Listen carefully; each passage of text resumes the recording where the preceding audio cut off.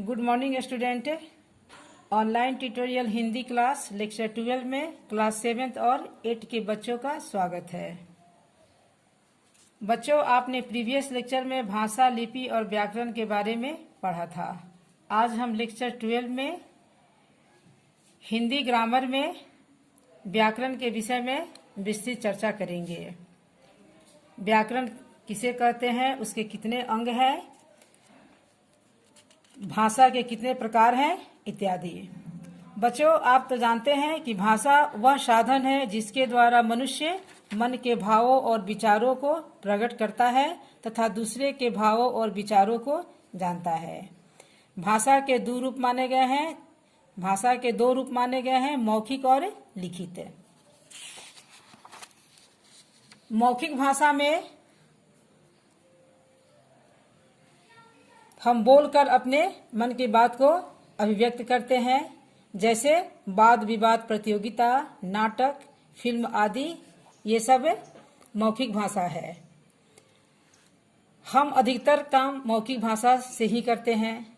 लिखित भाषा में है हम लिखकर दूसरों तक अपने विचारों का आदान प्रदान करते हैं, जैसे आपका पत्र लिखना, कहानी लिखना, निबंध लिखना, प्रश्नों के उत्तर लिखना आदि। ये सब लिखित भाषा के रूप हैं।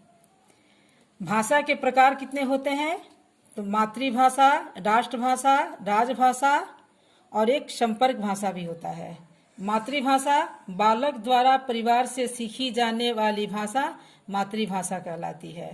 राष्ट्रभाषा किसे कहते हैं? बच्चों, आपने प्रीवियस क्लास में इसके बारे में आप लोगों ने पढ़ा था। देशवासियों द्वारा प्रयोग की जाने वाली भाषा राष्ट्रभाषा कहलाती है।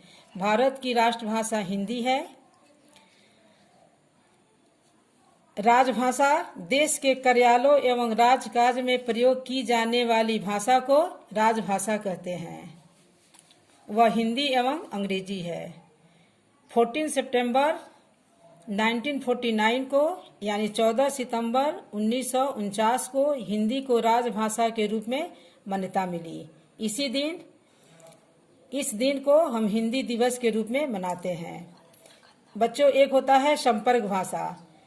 दो भिन्न स्थानों के लोगों के बीच विचारों के आदान प्रदान के लिए जिस भाषा का प्रयोग किया जाता है उसे संपर्क भाषा कहते हैं। हिंदी भारत की संपर्क भाषा है। एक होता है मानक भाषा। विद्वानों ने भाषा में समता लाने के लिए जिस भाषा को मान्यता दी वह मानक भाषा कहलाती है।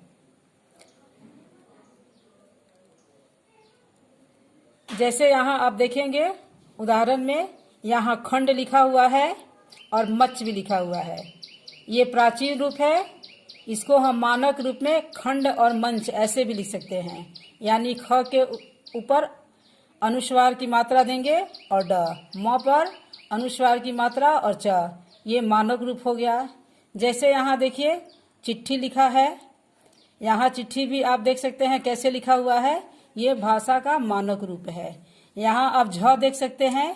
प्राचीन रूप में झ ऐसे लिखा जाता है। इसका मानक रूप अब यहाँ आ गया है। गई आप देखेंगे ये प्राचीन रूप में कैसे लिखा गया, अब ये मानक रूप में कैसे लिखा गया। अब व्याकरण के बारे में जानेंगे कि व्याकरण क्या है। तो भाषा के शुद्ध रूप के नियम बताने वाला शास्त्र व्याकरण कहलाता है।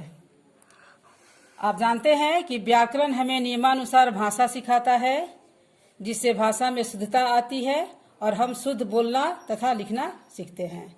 इसके 3 विभाग हैं, वर्ण विचार, शब्द विचार और वाक्य विचार।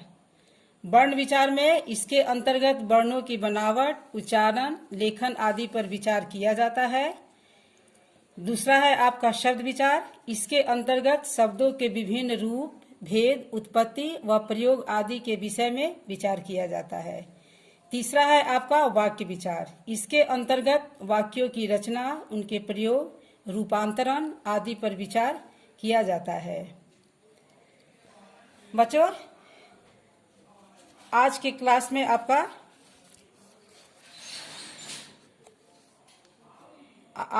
में आपने व्याकरण के बारे में जाना, उसके विभाग के बारे में समझा। कल हम नेक्स्ट क्लास में इसके बारे में कुछ प्रश्नोत्तर करेंगे। तो आज